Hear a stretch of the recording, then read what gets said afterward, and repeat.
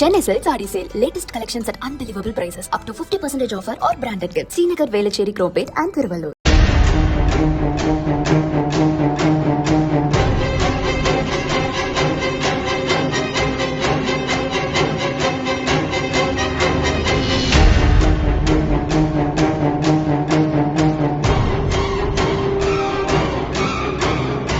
சென்னை குடிநீர் வாரிய ஒப்பந்த லாரி ஒன்று திருவள்ளூர் மாவட்டம் பூந்தமல்லி அடுத்த செந்நீர்குப்பத்தில் தண்ணீர் நிரப்பிக் கொண்டு சென்னை நோக்கி சென்று கொண்டிருந்தது. அப்போது காலை 6:45 மணியளவில் தண்ணீர் லாரியானது செந்நீர்குப்பம் ஆவடி சாலையில் தாறுமாறாக சென்ற நிலையில் சாலையோரம் அமைந்திருந்த கடைகளின் மேற்கூரையின் மீது மோதியதோடு சாலையின் ஓரம் 2 பைக்குகளில் சென்று கொண்டிருந்த 3 பேர் மீது மோதியது.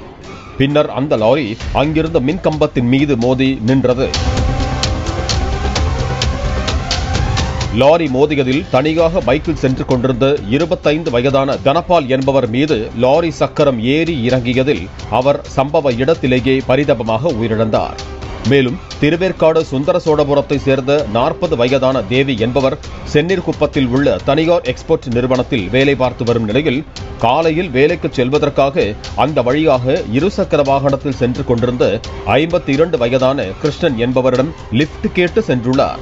ஆனால் இருவரும் அந்த தண்ணீர் லாரி மோதியதில் விபத்தில் சிக்கினர். உடனே சம்பவத்தை பார்த்தவர்கள் பதறியடித்துக் கொண்டு காவல்துறைக்கு தகவல் தெரிவித்தனர். சம்பவ இடத்திற்கு வந்த ஆவடி போக்குவரத்து போலீசார் படுகாயமடைந்த கிருஷ்ணன், தேவி ஆகியோரை ஆம்புலன்ஸ் மூலம் மருத்துவமனைக்கு அனுப்பி வைத்தனர். இதில் தேவி மருத்துவமனையில் சிகிச்சை பலனின்றி உயிரிழந்தார்.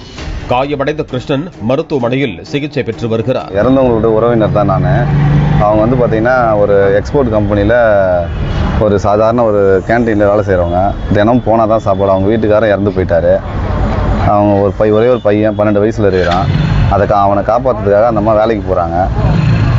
எதிர்க்க வந்து அந்த அம்மா வேலைக்கு போக சொல்ல எதிர்க்க தண்ணி லாரி கஞ்சா அடிச்சுட்டு தண்ணி லாரி வந்து அவங்க அந்த அம்மாவை இப்போ இன்னைக்கு உயிரை வாங்கிட்டான்.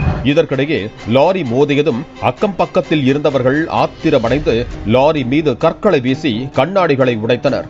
அப்போது லாரிக்குள் இருந்த கிளீனர் உள்பட 3 நபர்களில் 2 நபர்கள் தப்பி ஓடி உள்ளனர். லாரியை ஓட்டி வந்து மதுரையை சேர்ந்த 31 வயதான டிரைவர் அழகுராஜா மட்டும் அங்கிருந்தவர்களிடம் சிக்கியுள்ளார். அப்போது அவர் மது போதையில் இருந்தது தெரிய வந்துள்ளது.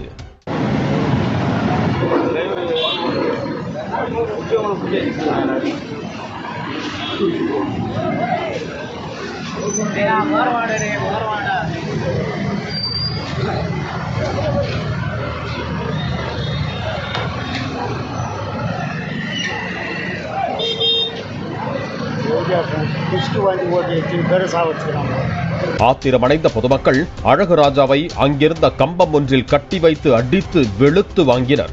பின்னர் சம்பவ இடத்திற்கு வந்த ஆவடி போக்குவரத்து புலனாய்வு போலீசார் அழகுராஜாவை மீட்டு காவல் நிலையத்திற்கு அழைத்து சென்றனர்.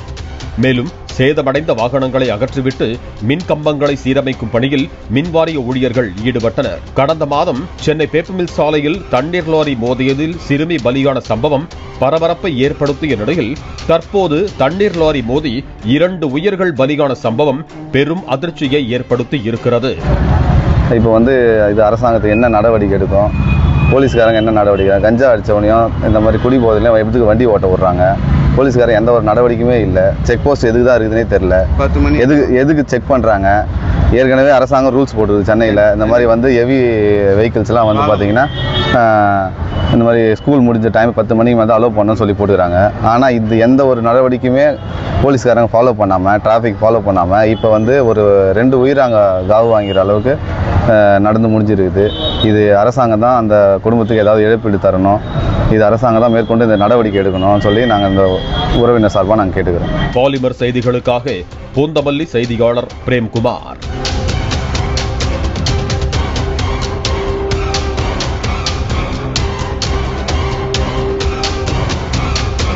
Chennai Silks Saree Sale. Latest collections at unbelievable prices. Up to 50% offer or branded gifts. Srinagar, Velachery, Cropate and Thiruvallur. Play store மற்றும் ஆப் ஸ்டோரில் இருந்து பாலிமர் செயலியை QR கோடு மூலம் பதிவிறக்கம் செய்யுங்கள். செய்திகளை உடனுக்குடன் பெறுங்கள்.